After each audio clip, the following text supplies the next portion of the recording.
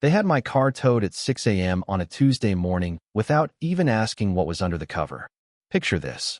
I'm stumbling home from a 3-day business trip, suitcase in hand, tie half undone, just in time to catch the tail end of a tow truck dragging away what looked to them like an old heap. The HOA president, Diane Blackwell, arms crossed, mouth twisted into the kind of smug smile you only see on people who think they've just rid the neighborhood of an eyesore, is standing in my driveway, presiding over my humiliation like she's the queen of clean lawns. All my neighbors are pressed against their windows, popcorn in hand. Watching like this is better than anything on Netflix. The sound of the tow truck's gears grinding into reverse mixes with the perfume of Diane's $70 mulch job and her equally expensive arrogance. And you know what's wild? They all thought they knew what was under that car cover. They were dead wrong.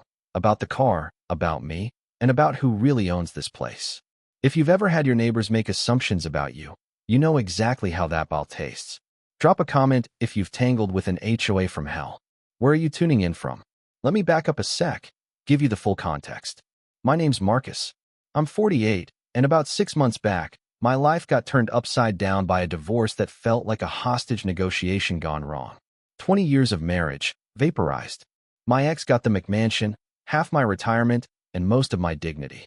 My teenagers barely talk to me anymore. So here I am, starting over with nothing but a battered pickup, a few boxes, and the last shreds of my self-respect. I found this corner townhouse in Willowbrook Estates. 847 homes, price tags ranging from $800K to $2.3 million, and the kind of perfect lawns that make you nervous to drop a leaf. Everybody's got a German car in the driveway, and the HOA is tighter than airport security. But what sold me? The 3-car garage. I needed it because Uncle Raymond, God rest his eccentric soul, had left me his 1967 Ferrari 275 GTB. On the outside, it looked rough, faded paint, worn seats. But underneath, it was a museum-quality classic, numbers matching and worth a fortune to the right eyes. I covered it with a gray tarp, nothing fancy, just trying to keep it clean while I figured out the restoration. Day 3 in my new place, I get a knock. There's Diane Blackwell, the HOA president, looking like she just finished a Lululemon commercial. Fake smile, BMW key fob, and this energy that says, I run this neighborhood. She's been HOA president for 3 terms and married to Craig, who's in pharma sales and probably drinks craft beer ironically. Diane hands me a violation notice, unofficial, of course, about my vehicle situation. She wants to know if I've read the covenants. I say yes. She smiles tighter, like a leash yanking around her own neck. That night, I dig through the bylaws. No rule against covered vehicles for up to 30 days. She was fishing, seeing if I'd just roll over. Next thing I know, Diane's stirring the neighborhood text chain. New guy thinks rules don't apply to him. People stop talking when I walk by, start calling me the car guy in that tone. But this isn't about the car. It's about Diane's need to show every new face who's boss. What I didn't know? Uncle Raymond had left me a lot more than a car. But before that bomb drops, Diane UPS the ante.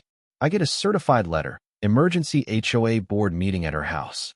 This is supposed to rattle me, but I've sat in enough boardrooms to know a power play when I see one. She set up her kitchen like a courtroom. 4 board members on one side, me on the other.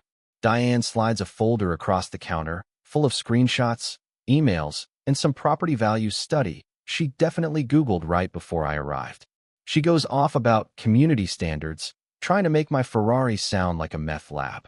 I open my own folder, full of annotated covenants, every page highlighted and cross-referenced. Show me the specific violation, I say. Diane blinks. Her board starts shuffling. I read aloud. Section 4.27, covered vehicles allowed for 30 days. Section 6.1.3, written notification required before any fines. Janet, the most human board member, clears her throat.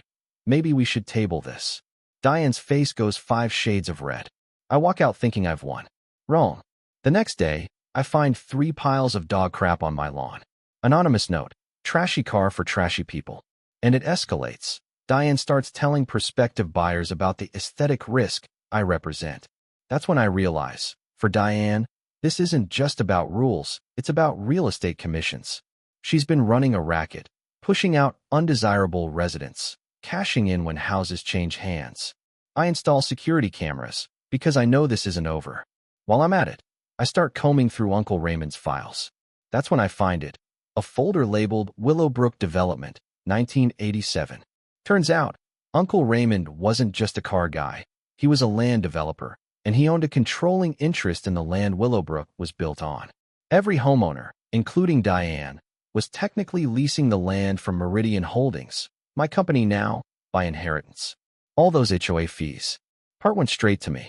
But let's not get ahead of ourselves. Diane, still thinking she's queen, brings in her brother-in-law Brandon, a strip mall lawyer with a briefcase full of nothing, tries to hit me with liability threats about my unknown vehicle.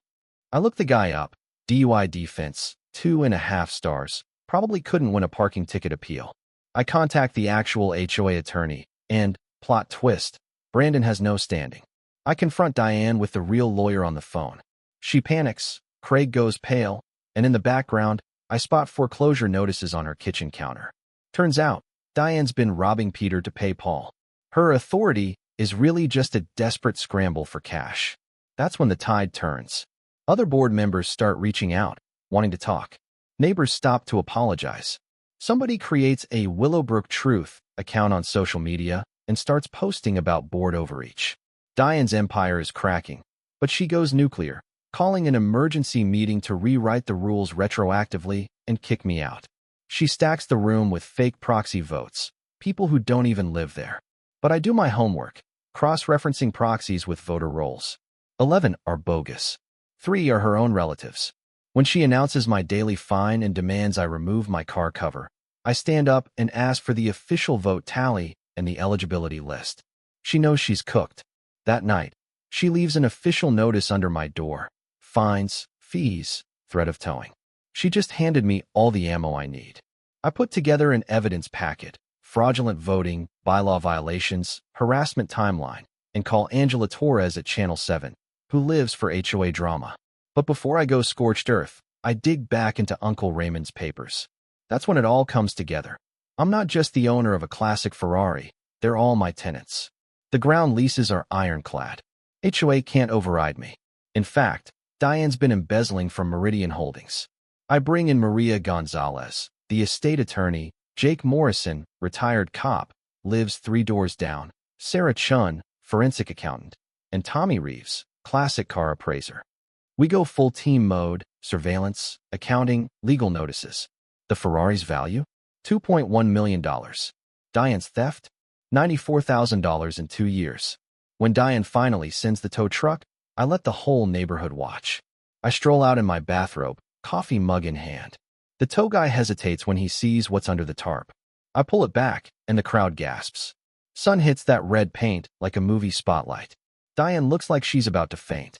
I explain, right there in front of everybody, that not only is she about to tow a multi-million-dollar Ferrari, but she's been harassing her own landlord.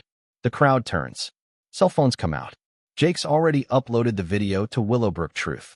Diane loses her mind, calls another emergency meeting, tries to smear me as a criminal, a con man, everything she can think of. She even gets Brandon up there, but he melts down under real scrutiny. That's when Maria stands up with the actual corporate documents. This man owns 67% of the land under your homes. The room goes silent as people realize they've been watching the real boss get bullied for months. Vote of no confidence. Diane's out. Channel 7's cameras rolling. Craig practically drags her out the door. In the aftermath, the board holds new elections. Sarah Martinez, the kindergarten teacher, takes over as president, and Jake gets security. The mood shift is immediate. Neighbors are suddenly chatty, apologetic, even grateful. At the first community meeting after the dust settles, I announce the Raymond Chun Memorial Fund, $2. $3 million for scholarships and local improvements. Jake's granddaughter is the first recipient. The applause is real. But I don't just stop there. We start a community garden, open up the books, run audits. For the first time, Willowbrook feels like a place people actually want to live. The Ferrari becomes a local celebrity, raising money for food banks and charities at car shows. HOA meetings become, dare I say, productive. Diane. She moves to North Carolina. Craig gets a new job, their marriage limps along. Sometimes I see anonymous donations to the scholarship fund, And I wonder, maybe she learned something after all. As for me, Sarah Martinez and I end up dating. Turns out, adversity brings people together. My kids, who once avoided me, now spend real time at my place, proud of what their old man stood up for. Uncle Raymond's lessons about patience and quiet power echo every time I take that Ferrari out for a spin. Here's my advice. Always check the ground lease before you buy into an HOA. You might have more power than you think. And document everything. Audio, video, the works. If you've survived your own HOA nightmare, drop your story in the comments. Somebody out there needs to know they're not alone. Hit subscribe, because I've got more David versus Goliath stories coming. Next week, a woman discovers her subdivision pool actually belongs to her grandma's estate. Yeah, you'll want to see how that one goes. Remember, knowledge is power, but patience is how you win. And sometimes the best revenge is turning a battleground into a real community. Uncle Raymond would be proud. If this story made you laugh, gasp, or shake your head, smash that like button, share your HOA saga, and stay tuned. Justice is best served with a V12 engine purring in the background.